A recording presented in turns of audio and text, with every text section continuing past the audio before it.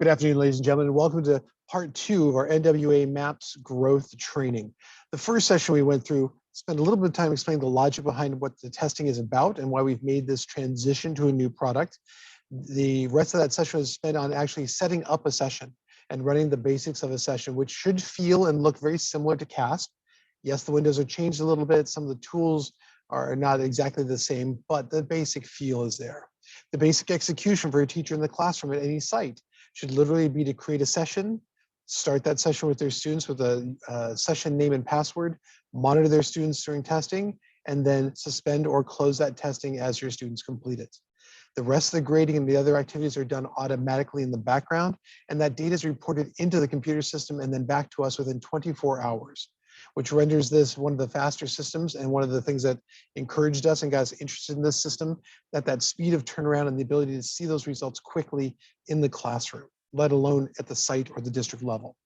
So with that, I'm going to just do a quick review, very quick overview of the calendar and what's going on with that, and then we'll move directly into the reporting and some of the other tools I couldn't show you during the first session. If you weren't here for the first... Mr. Fisher? Sure. I think there's a typo in the address that you put in the second time because those of us who are trying to use it cannot get to that web address. Okay, 1 second. Let me confirm it on mine and recopy it to make sure it gets us there.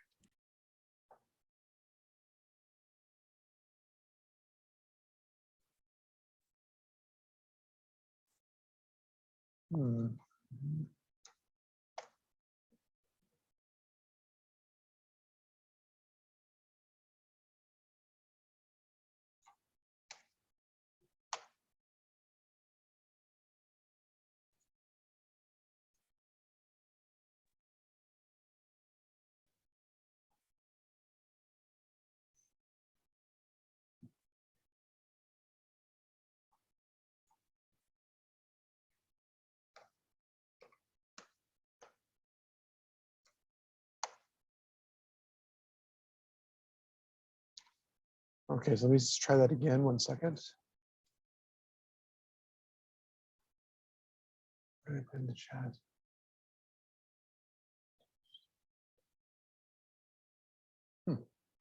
See, I just used that and got right to it. Mr. Reed, did you try it with the www or without?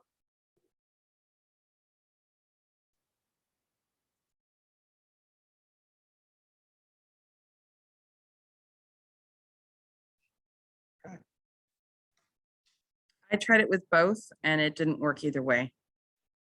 Site cannot be reached. Interesting, because I'm there and that's what I use. Can we try the one that I just put on right now and let me know?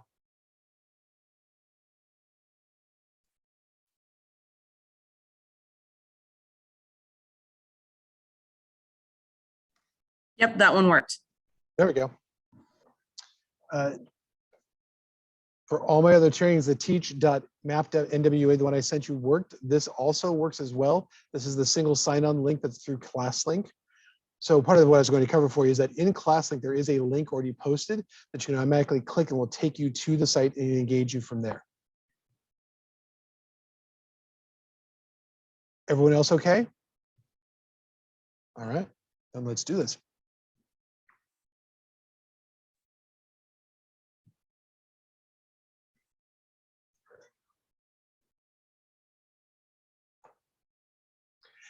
Okay, so the purpose of today is to review quickly the calendar and some of the basics we went over last time, some of the logic of how we got here. But now that logic has taken us to a different place. And it's going to be a little complicated because we don't have a lot of internal data for everyone to look at this point as a district because we haven't actually started the testing yet. But I want you to see the value of where this is going, what it's going to give you in the classroom at the site level, and how those tools will be useful to you as we move forward. I'm also going to spend some time showing you some of the other resources in the system, some of the other helps, the supports, the practice tests, which will help you within the classroom as you decide how to engage this test and how to use it with your students. So I'm hoping somewhere in there, whether it's one piece or another, you find useful pieces in today's session. Please feel free to hit us up in chat. I've got the TOSAs monitoring it for me. They'll interrupt me if there's any need or if there's any technical issues as we just have, and we'll move forward and get you through from there. With that, let me pull up my shared screen and get us rolling.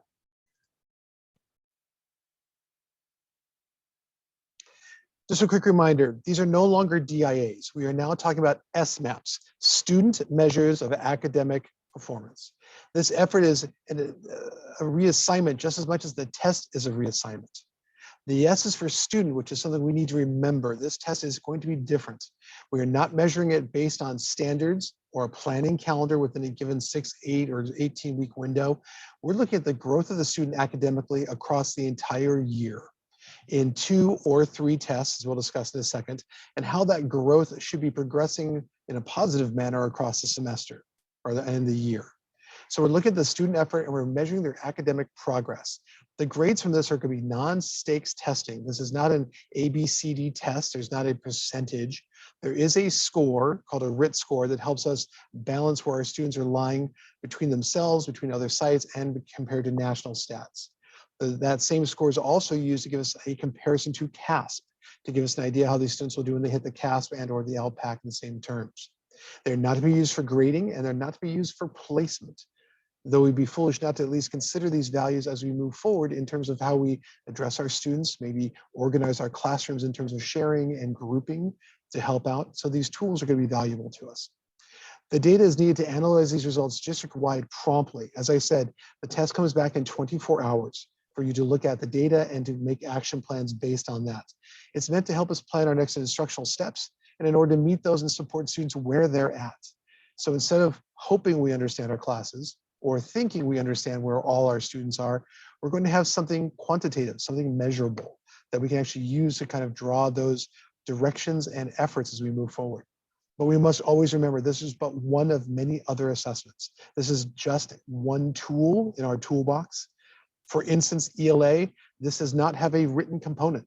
This will not have a written component that needs to be graded later. That's going to have to be decided by PLCs, by teachers in the classroom, or by sites, and done differently than through this test itself. Tests will be given throughout the school year to measure each student's growth in English language and reading, math, and science. And so yes, for those of you who weren't here the first time, this means 4 tests. Each test is approximately 50 minutes long, according to the company. As we have watched other people test, and I've seen other reports, things get done as fast as 15 to 20 minutes, 30, 45. It's rare that I've seen one go as long as 60, though it is possible. We are not driving these students to try to get 100% on this test. We shouldn't have that AP or honors kid dying for 2 hours trying to get every answer right, because it's not built to let that happen. It's an augmented test. It's an adaptive test that's looking for the skill set of those students and adjusting to their needs so we can find the point at which we hit about 50-50 where they get them right or wrong. There'll be 2 rounds of mandatory testing. I'll show you that calendar in just a moment.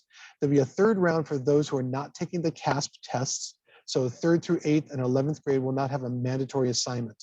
Though I need to say, optionally, depending on the site you're at or the curriculum committee you're attached to, there may be a decision to do that 3rd test before graduation or before the end of May. Practice assignments can be given multiple times. I will show you how to get to those practice tests. If we have time, I'll give you a chance to actually get into a couple of them very quickly so you can see the style of testing, what that might look like for your students.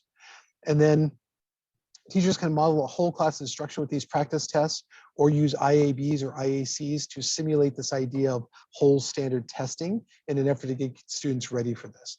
But again, there is no test bank. There is no way to pre-practice the questions in this test. The SMAP assessment windows. The first assessment window is October 3rd through 21st. The next one is January 3rd through 27th, and the final is April 10th through 28th. These are approximately 3-week windows. They will not be adjusted. I cannot stress this enough. The way the data is collected through the system, it is assuming an equal amount of teaching across a window of time so that all students are tested with the same amount of instructional time given, relatively speaking. So if you give the test in the first week and you get done, and we open the window for 3 weeks and then give someone 2 more weeks, so it's 5 weeks later, their scores suddenly have 5 weeks more instruction. So they, by default, if everything's working right, should automatically pop up inappropriately compared to everybody else. The windows are solid. If you are not done by the deadline will cut and the test will end. I know that sounds harsh. It sounds different than we've done before, but it's the only way to collect the data in the proper way and an equitable way across all sites at all grade levels. So I need to stress it now so we don't have heartache or drama later. With that, I want to show you the different types of tests that'll be given. You'll notice the SMAP windows are listed on the left. The testing names are down the middle. And then in a couple of cases, there are grade breakouts. I want you to notice as you look at the tests that are down the middle of their testing name, these tests are in a block of grades. There's not a single test for 3, 4, 5, 6. For instance, reading for growth is K1, 2. Math is K1, 2. If we go farther down the list, you'll see science is 3, 5. Language starts at 2 to 12th grade.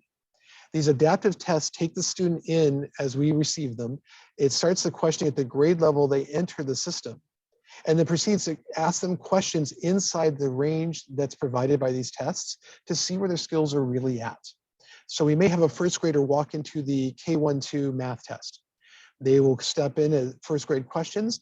They might excel at numeracy or numeric skills and bounce all the way up into second grade questions. When it comes to working with basic formulas or grouping, maybe they're weak and they might drop into the lower first grade or maybe even kindergarten levels. So these are ranges that the students test within.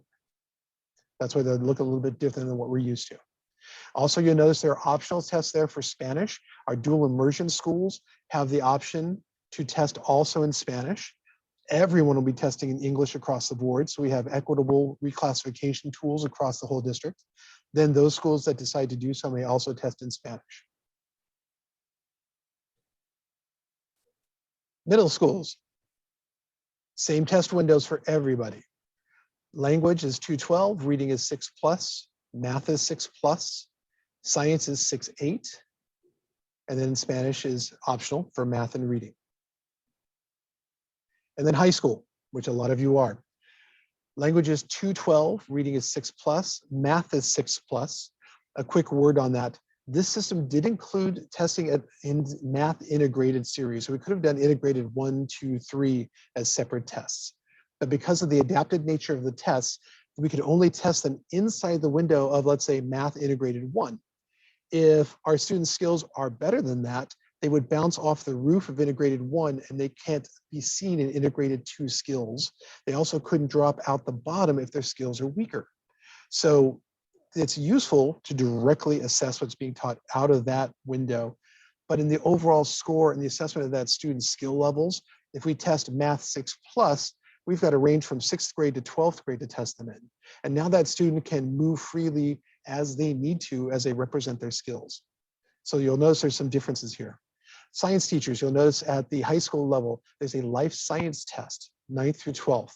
That is assumed to be given to biology students in the year they're taking biology. For most of us, that'll be freshmen, though that might be sophomore as well. And then the other science test is a general science for any other sciences students are in. And then again, there'll be a single Spanish test in math. It's optional. The instructions are in Spanish, but of course, math is math. It's numerical, so it doesn't need translation. For those who haven't seen it, these are all the other testing windows. Not to be foolish and think these have disappeared on us. You'll notice LPAC is already in action. We're in initial LPAC and initial alternative LPAC. The CAA window for California Alternative Assessments in Science has opened and will be remained open the rest of the year. Physical fitness testing for 5th, 7th, and 9th, and then advanced placement testing in May.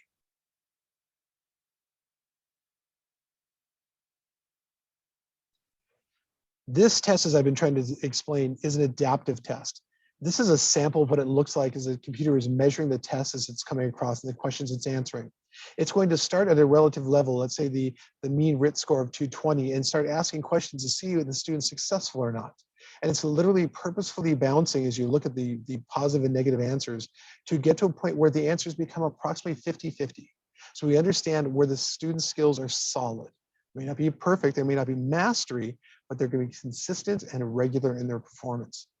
This allows us to create a normative data flow that goes all the way from kindergarten through 12th grade on a curve that shows as students progress across the year, the increase in their knowledge and their skill level.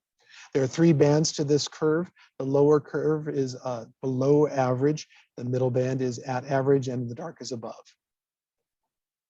What we're trying to do is find the zone of proximal development for our students. What can they master? What do they have under control 9 out of 10 times, 8 out of 10 times? What can they do with instructional support from us? And what can they not do at all right now that we may need to scaffold, that maybe be building for the future? And this test is going to help, as I show you through the reporting, to identify those target areas and assist your students where they need to be met. Now, as I mentioned, most of you already logged in, but this is sitting in ClassLink for you now. Thank you to Ricardo Racinos, who helped put that into ClassLink for everybody. For the lower grades, this is also as a single sign-on for some of the testing that'll happen at the lower grades. At the upper grades, students have a different type of login system that requires them to kind of do a two-step, so the single sign-on doesn't work. If you're not in the system at this point, I'd like to ask you to do so. That way you can follow on your own or do a little bit of exploring as I show off material. And then this is what the login window looks like as you walk into the system.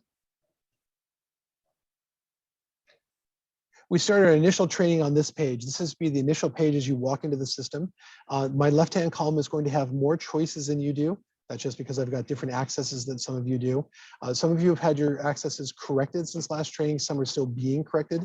So please ask your indulgence. But you all should have view reports as an option on the left-hand side of the screen. And if you click on that arrow, if there's an arrow there, we're going to be looking at map growth reports.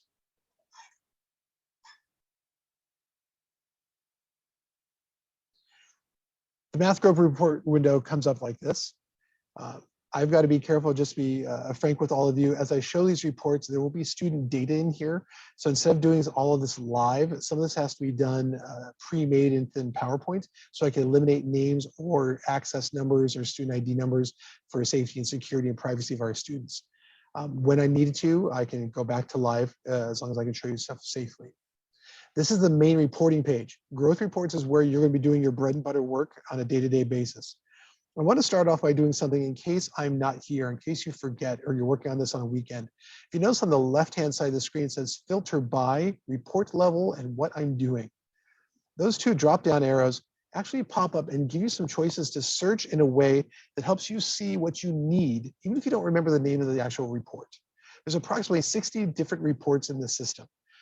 Some are administrative level, some are site level, some are school level. There are even some designed to be given to families, let's say during a report card night or part of an annual reporting to families. So this tool is here to help you when you can't remember exactly what the name of that report was. So what are you looking for? Are you reporting at the student level, the class level, school or district level? What are you trying to do with the reports you're trying to generate? Viewing student test results, monitoring growth of the students, planning instruction, grouping students, or talking with families and students overall. Give me one moment. I'm going to step out of the system and go live.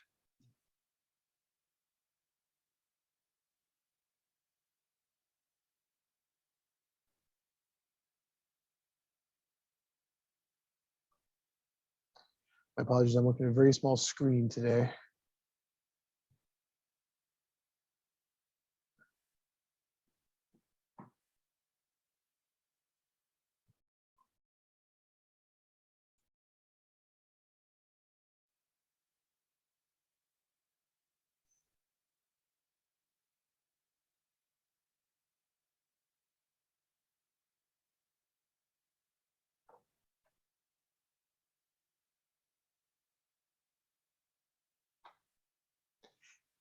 Now, down the left side of the screen, there are other reports listed here. These are more data reports and research-based reports to show you the value of the RIT scores, the testing regimen that's here.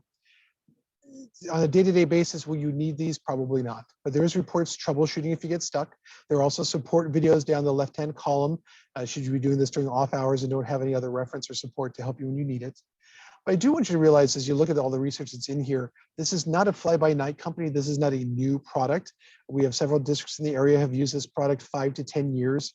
The company itself has been around for 40. So versus some of the other products we've used in the past, this product is established, it's stable, it's not being edited anytime soon, and it has not been bought out anytime in the recent past. So things are going to stay the same for quite a while. The district itself has actually bought a contract for at least 3 years with this product. So they're making a commitment for us to get comfortable with it this year and execute it with fidelity in the years to come. And then we'll assess as we hit the end of the second year, going into the third, to see if that's what's working for us as a district. Hopefully it is, so we don't have to do this all over again with a new product.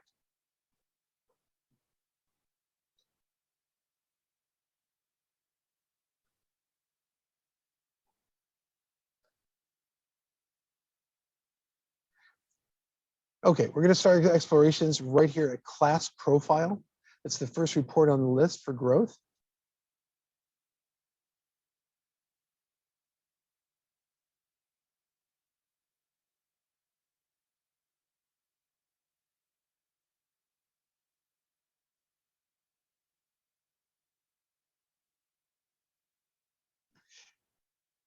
This window allows us to actually search by a class, by teacher, by site, and by year. The data that remains active in the system is at least 1 year back.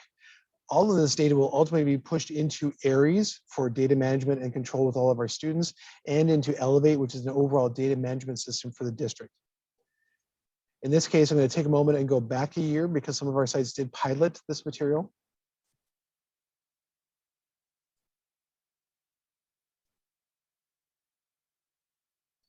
So what I'm doing is I'm selecting the school site, the term or year I'm testing, when they were rostered into the system, which should usually be the same. The instructor I'm looking for, the grade level, the subject matter. In this case, I have a choice of mathematics, language, or arts, language, arts, and science, and then reading or language use. In this case, I know they tested on reading.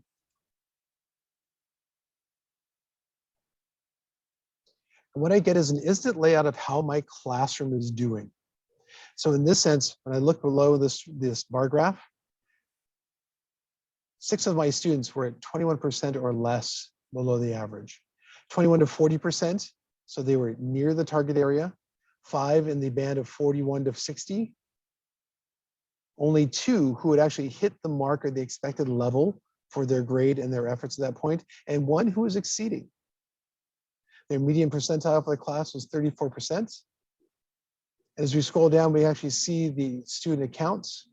And if you look to the right-hand side, you'll see their scores broken down, not just by the single score down this column, which says writ right next to the color blocks, but if you look further to the right, it's broken down by English categories. In math, there's also the breakdowns as well. So within this score, they're breaking down the fundamental skills and standards that represent the total of that score.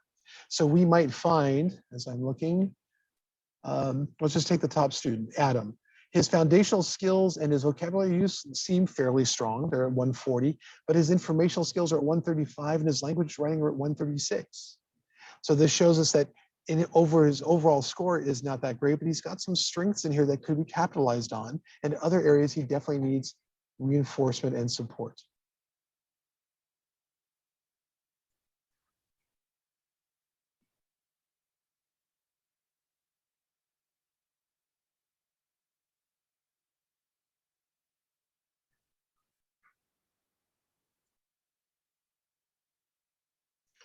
Under test details, it also gives me a chance to make sure that all my students took the test. I can look to see who completed, who had to retest or was put in suspension, which is a long-term pause for the test, how many students were actually tested overall. And I get reports on the test duration. Maybe part of the problem is that Adam only took 13 minutes to finish the test, while others seem to be taking more like 18 to 22 to 24. Did Adam go too fast because he really just didn't get the material? Did Adam go too fast because he just wasn't paying attention? Maybe it's so bad that Adam needs to go back and retest again. Something to be considered as we look at the data and see what's happening across the board.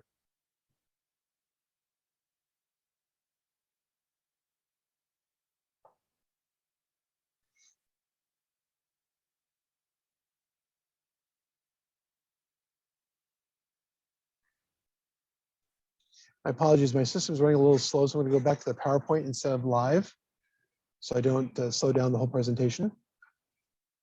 There are several different levels of reports, and I will put this PDF into chat before we leave today. But I want you to see that there are different levels of reporting and what they provide to us in the classroom or out. So at the student level, we get a family report, a student profile report, and a student progress report. The key uses are to advise each student or talk with family, to be communicating the growth with students or family or counselors as well. At a class level, we can look at achievement, status, and growth. Class reports that helps analyze current class needs as a whole or adapt instruction as you look farther down that list in terms of reporting. Skill checklist. We mentioned the idea of screeners in the last session. The idea that the growth reports are approximately an hour long, 43 questions, and give us that RIT score on the growth scale to see where the students are at. As screeners for the students who have come to our classes with little time for instruction, maybe they've come in from a different site, maybe they've come from a different class level. So the screeners are literally a one-shot test to assess some kind of marker of where they're at skill-wise. It is not as in-depth as a growth report. It is only 20 questions versus 43. It takes much less time accordingly, but it gives some kind of snapshot in that moment as that student comes into your room for the first time to find out where they're coming from and what they're bringing to the table as you start working with them. School or district level for the administrators in the room. There are overall reports for site, for rooms, grade report forms. There are breakdown forms and support summaries to see how we're doing as a site as well. And then all this can be exported and brought out to be used in other ways. So whether we bring this out into an Excel, we share this with other data or do other reporting with it for SIPSs or other materials as well. Because my system is slow, I want to show you the class report. This is one of the primary reports I believe a classroom teacher would use on a regular basis. This is a summation report that shows what's going on in the classroom. Again, this comes back within 24 hours of a given test. If you notice on the left-hand side under summary in the black box, we see 23 students in this class were tested at this time. My apologies. Their mean RIT score, the RIT score average for the entire group, the median score, the standard deviation, the district score for this grade level and this test. So you have an idea from all sites or all grade levels how your group is standing. And then the grade level RIT score, which represents scores compared to a national level of students testing with the same amount of educational time before they tested. Then directly down below under overall performance, you'll see low, low average, average, high average, and high, and how your students staggered across that window of performance so you can see where they're at. The next page of the report repeats the summary, but now breaks it down a little bit deeper. In this sense, we still have the same categories of low to high. We're still looking at the overall reading skill in this assignment. But if you look down below that, we've now added 4 categories. These are the instructional areas and the RIT ranges individually for those ranges. So in this case, we're looking at foundational skills, language and writing, literature and informational, vocabulary use, and functions. So again, as a class, this provides a snapshot to see where the overall room is at, what they all need as a group, before you dig down deeper into individual skills and needs, which will be found on page 3 and 4 of this report. We're going to see the grade, the test date, the RIT score the student received, the Lexile range, especially the elementary level, those who are using Lexia. This score can be used in comparison to what's going on in Lexia to help support their learning in there and how the assignments are created. And then again, the breakdown by the goals and performances, foundational skills, language, writing, literature, and informational, and each of those categories per student.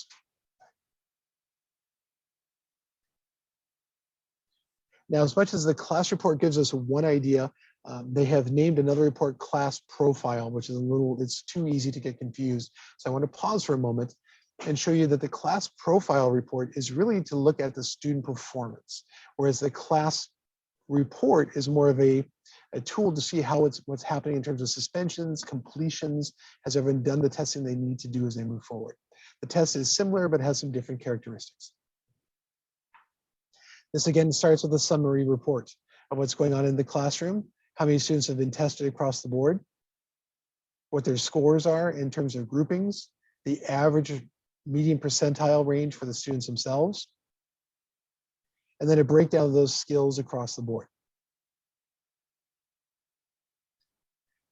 Either of these 2 reports would support your efforts in terms of seeing how the class as a whole is doing, getting a snapshot of their skill sets and their academic growth within these areas, and are vital tools, I think, on a day-to-day basis to grab and see where they're at and where they're coming into the room with you. I want to just take a moment and say, as much as these are all literary reports, the math also reports out as well. Their primary categories represent the same things for California standards: real and complex number systems, algebraic thinking, for instance, statistics and probability, and geometry. My apologies, I didn't get a chance to pull science categories, but they reflect what we're being tested in CASP. So those same categories there should be reflected here as well.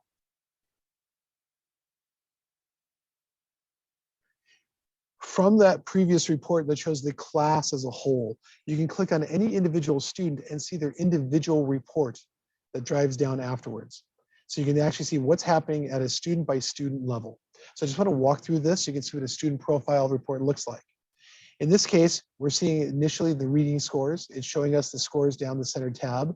If the other tests have been given, they would also represent that data as well. The growth and achievement measures are off to the left-hand side here.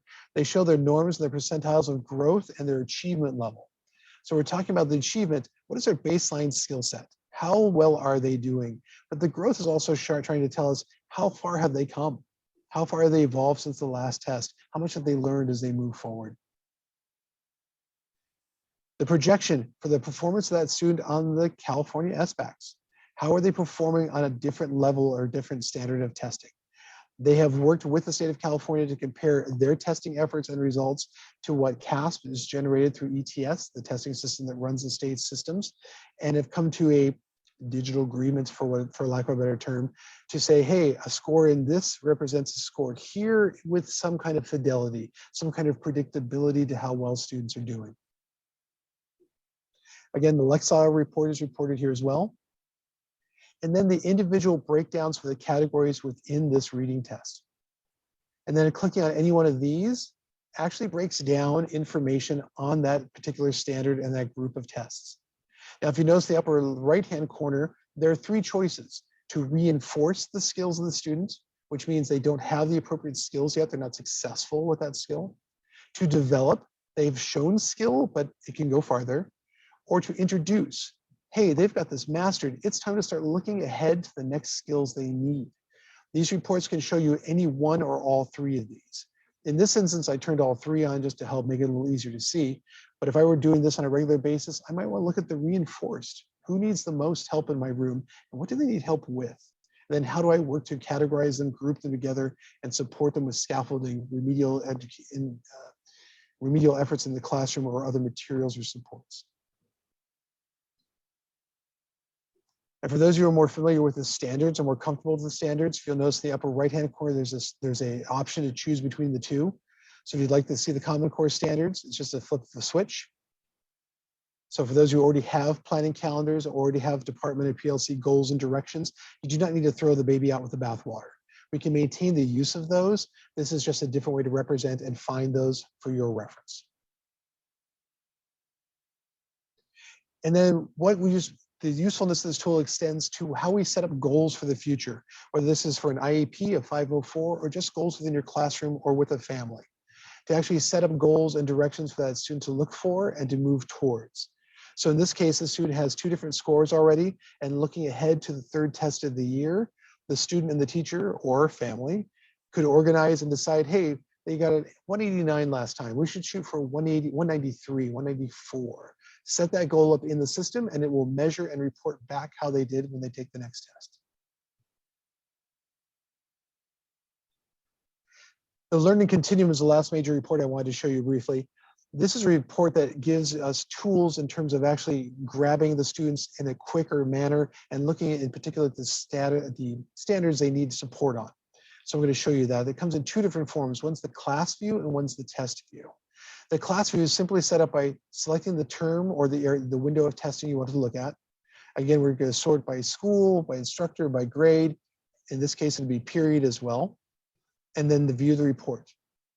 It looks unassuming until you come to any of the drop-down menus where the arrows are at. And what you're going to get is a listing of the RIT scores from 100 to 180, broken down in pretty much 10-point breaks. And it's going to represent what students are in those categories for you.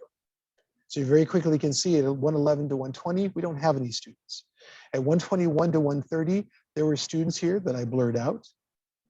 And then again, at 131 to 140, there were no students. 121 to 130 is blank. That represents in this category for phonological awareness under foundational skills.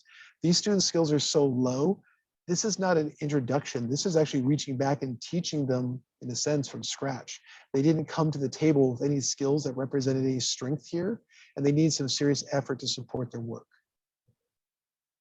The other version of this test is the test view. Again, setting it up in the same search pattern, but choosing the test. provides you the windows to see each of these score ranges. So either way, you can assess your students, look at the range of the average scores or the individual scores, and find a report that tells you where these skills might need to be reinforced, let's say in the 121 to 130 range. In 131 to 140, you'll notice the same area. These skills are there, but they could use further development. And there are recommendations under each and how to support that. And then introduction, 141 to 150. These students and scores have shown that they're taking the next steps. They're ready to move forward. Maybe they already are there. And what can you do to help support their efforts as they move forward?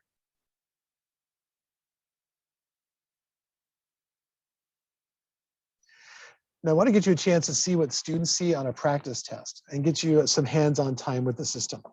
So in order to do that, I want to get you into the system and do what a student does. So if you could please open a fresh tab for me in your browser.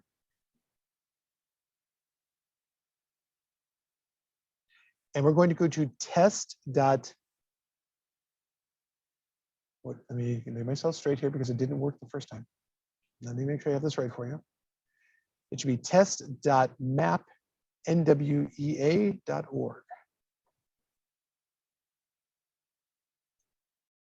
As I say that, I'm going to test it with you to make sure it works. And I'll be awfully embarrassed if it messes up again.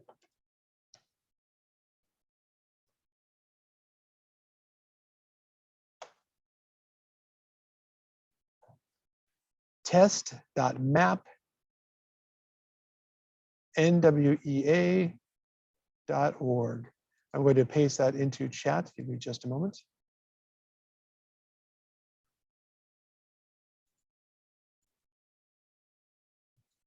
I see somebody did it for me. Thank you.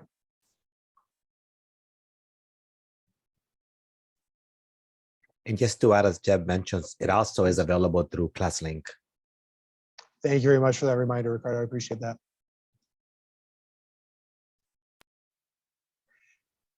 Okay, so this is the test window that students see when they come in. My system's supporting some live action, so I'm going to come back to it real quick. There are a couple different choices here. First off, if you hit student resources, this is going to take you to a student-oriented site to help support their education and what this test is, give them ideas and tips on how to get prepared for the test itself, and get them to the practice tests. It's a very simple setup. The simple hit asks if the student is K12 or 2 and up. I'll take 2 and up. It'll explain the basics of the test and why the students are doing it, what is the goal of the score, and what they'll be getting as a response back from this test. They'll be exploring tools and accommodations. This will show the basic tools of the test, the eraser function, the calculator functions, and then accommodations are also represented here as well, so your students can practice them before the actual test window occurs. Getting ready for the test. I watched most of this video. It pretty much feels like what you should do: be prepared, have a good breakfast, relax, enjoy yourself, do the best you can without over worrying about this process. And then the practice tests themselves. In this case, I have it on my slides. The username and the password for the practice test is the word GROW, G-R-O-W, for both.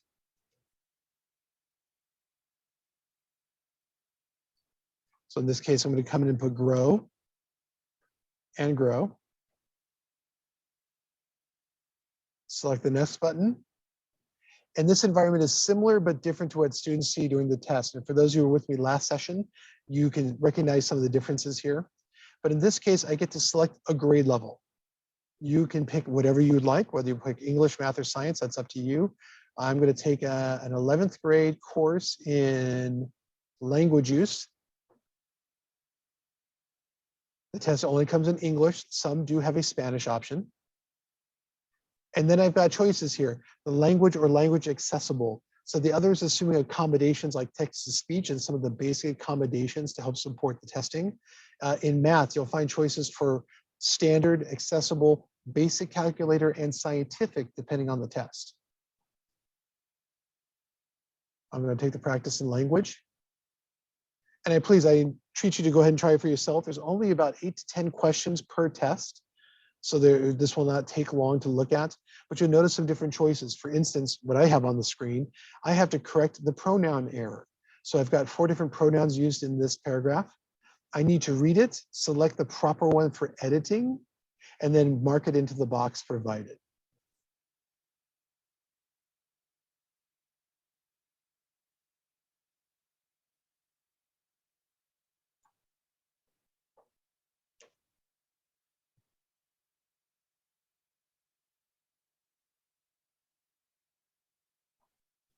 You'll find multiple choice, more than one answer multiple choice. There are fill in the blank. There are spelling questions in reading. In science, for instance, you might be asked the water cycle, given all 5 pieces of the water cycle, and be told to put them in order based on an image or graphic that's provided.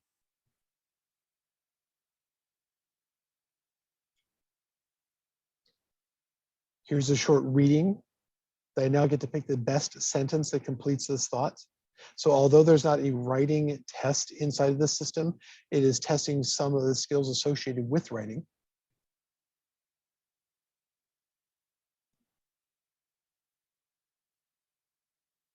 This particular one is looking for language use. Do I understand the theme and the pattern of this paragraph, the tone being looked for, and can I choose the right words to apply to work in there?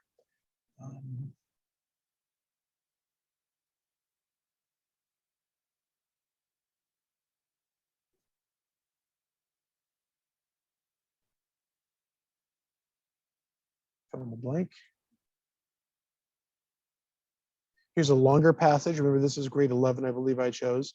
So here I'm going to have to read this passage and decide the best phrases, clauses, gerunds, participles that go in to help correct the errors and fill this in smoothly.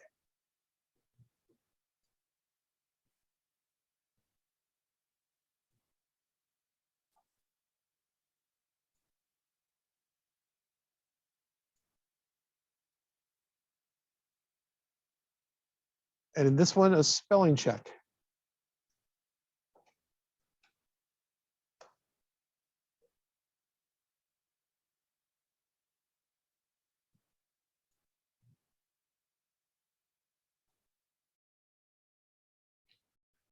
So as you move through, you'll see different types of questions, different style of testing where you're at. I've had some of the math people look at the math section and find that it not only is asking simple questions like, can you do the function 2 + 2 is 4? They might do error correction. If I give you 2 + 2 is 5, what happened? What went wrong? And it's looking at different angles to help assess these standards across the board in these different tools. Each test, as a reminder, is approximately 43 questions long, recommended at 50 minutes each. They recommend about 10 minutes of setup and 40-ish minutes of testing. A lot of our efforts so far have come out faster than that. And then the test banks are so broad that in a room of 35, 40 students, there should be very rarely anyone taking the same question at the same time. And across the course of the whole year, even with 3 exams, a student should never see the same question twice in the same year. That's how deep these banks are.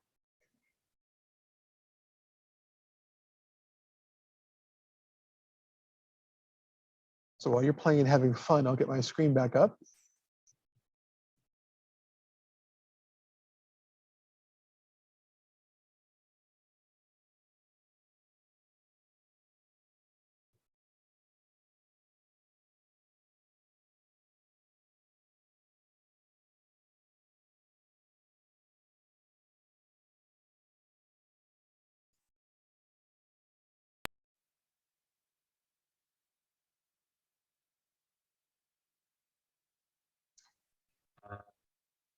So a quick note, the question was asked in several training sessions and emails to me, how do I pre-test my kids? How do I show them the test? How do I check questions with them, make sure they understand?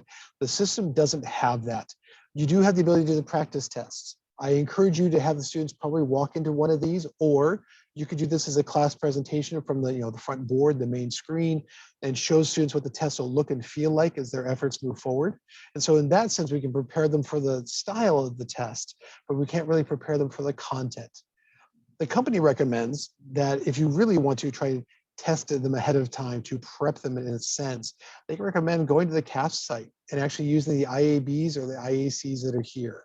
They are multi-standard, they're across the board depending on which ones you pick. And in that targeting, they have a similar flavor. It is not the same. These questions are not part of their test bank.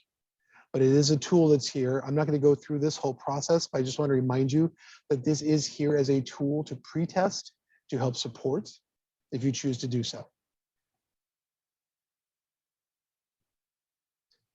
I want to remind you too, from the main page, pardon me, from the main page, there's a standard help that's there.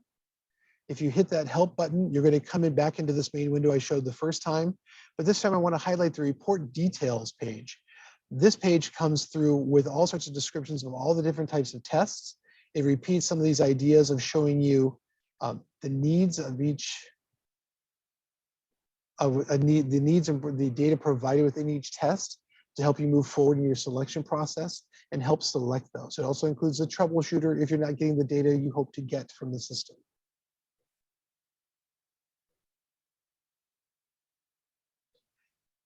And then once you've logged into the system successfully, there's also a teacher-activated toolkit called connection.nwa.org. Notice there's no map in this title. This toolkit provides a lot of different tools. Tools to help relate to families if there are questions, how to work with the data in groups or individually as you come back out of the testing itself, how to communicate with families or administration based on the results that you're seeing, and other tools to help support your efforts in the classroom with the results that you find. And then if you haven't already done so, I want to remind you that in Canvas, there is a CIA page that will include all the recordings for the session, the PowerPoints and other materials that we'll produce over the next weeks to come before the first test.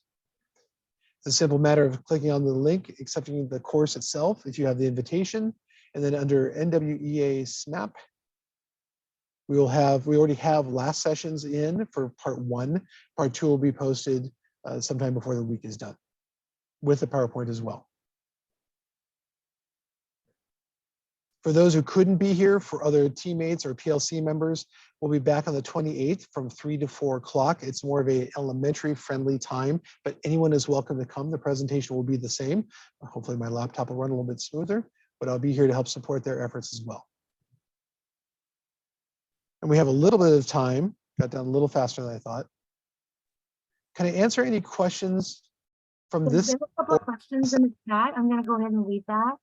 The first one was about accommodations and will it be preloaded? I remember that it is not preloaded. We have to choose, but is there a test where it will carry it to the next test? If you set it up properly. For those who were in that first session, if you open up NWEA and do manage test sessions and open a session, it's described like a bucket. And in that bucket, you're going to put your students in it. You can save the accommodations in that session by student, and then you save the bucket. That bucket that can be used for every test you do the rest of the year. If you don't save the session, you can open up a test session to activate the test, very similar to CASP, but to put the accommodations in, you'd have to put it in every single time for the students that need it, because the system doesn't carry it by person, it carries it by test. It's an interesting choice. We've had a discussion with them on.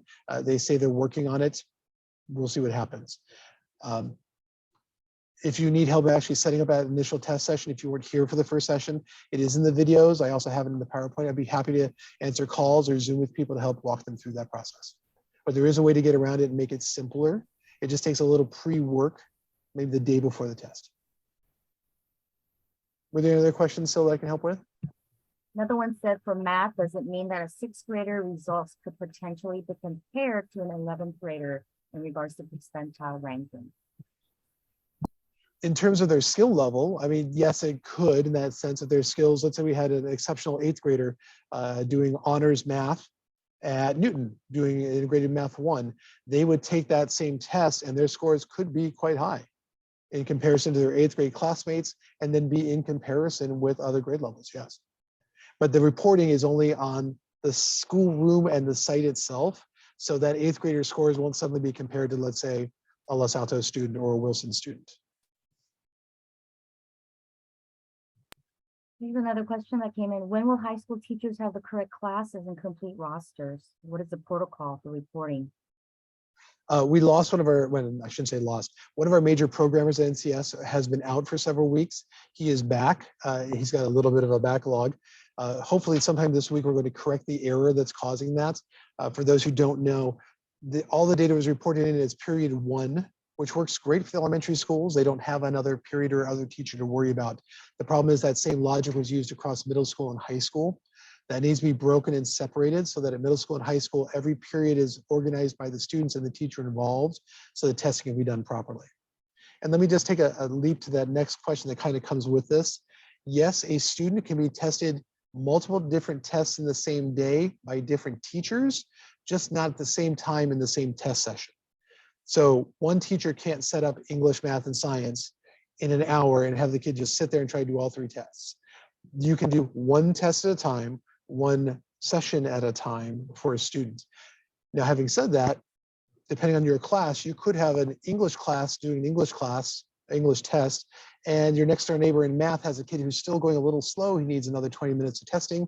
That student could come over, be enrolled in the math test inside of your room in your session, and still complete the math test while other students are doing English. The bucket you fill can have lots of different things in it, as long as they're unique to one student, one test at a time. Another one that came in was, do results look similar for high school? Now, I'm not sure if we have anything to look at for our district for high school at this time, correct? We don't. They look similar, but of course the standards and the areas of focus will be different based on what's coming through. So they'll still get a standard generic RIT score, and then there'll be a breakdown of that RIT score based on standards at the high school level. But the reporting itself will be similar in terms of structure and reporting.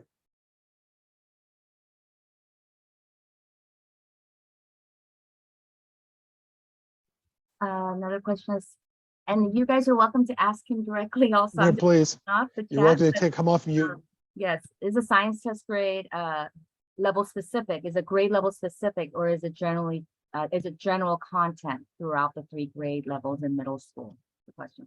The test itself comes in the same windows, similar to what math and English do, so they come in blocks. So the testing for science starts in the 3rd grade and travels all the way through to 8th grade. I'm checking my brain here as I do this. And then from 8th grade, it switches over to 9th grade, 9th to 12th. So the 9th to 12th has the biology test we looked at earlier, and then a standard generic test. And so you're going to ask, and I'm wondering too, because we've never seen this test before in our district, how are those standards being spread across? They're using California standards as their foundation for what they expect to see each student learn in each grade band, 3rd, 4th, 5th. So that's what they're going to be using as their foundational window to how to test the students. Anyone else want to come off mic or ask a question? Stones to throw, bones to pick? I can ask my question. So just to make Please. sure I understand clearly, every general education teacher needs to input the individual accommodations for every class in middle school and high school.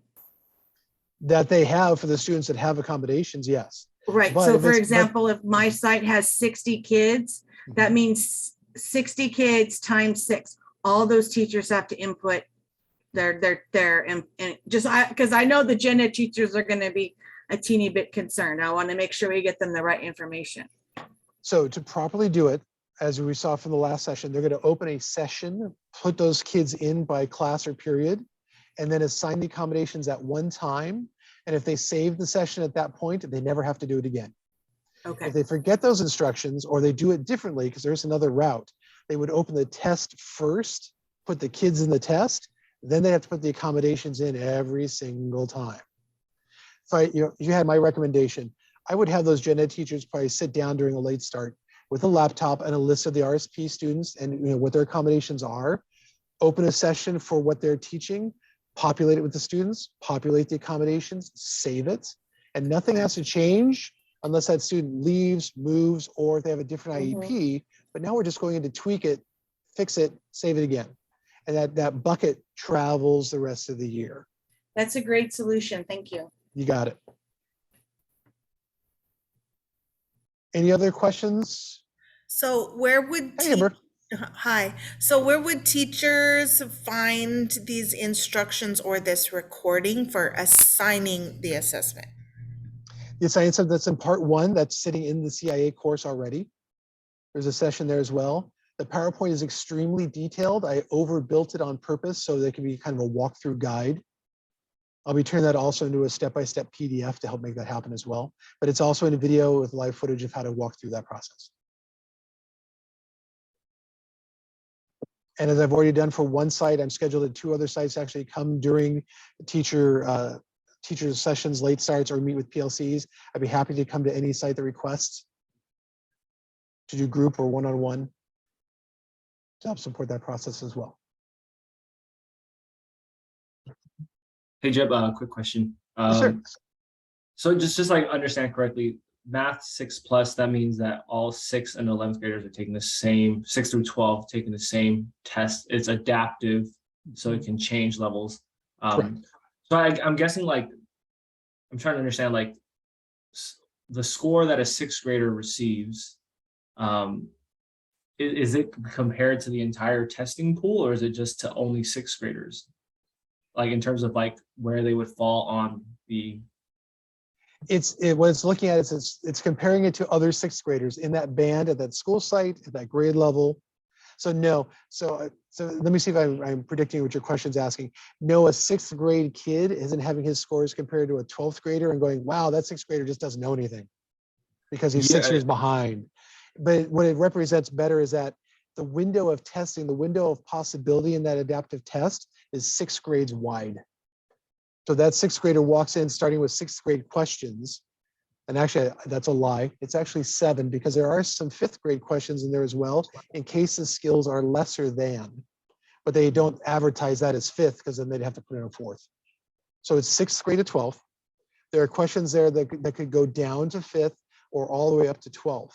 So the average 6th grader is probably going to live in the 6th grade questions. The advanced, the honors kid, the special kid might rise up above and hit 7th or 8th. Someone who has lesser skills might drop. They can't drop any lower than 5th, but if they drop that low, then we should be respecting the fact that there's some kind of issue with that student's needs. That makes sense? That makes sense. Yeah, that does. Thank you very much. You got it.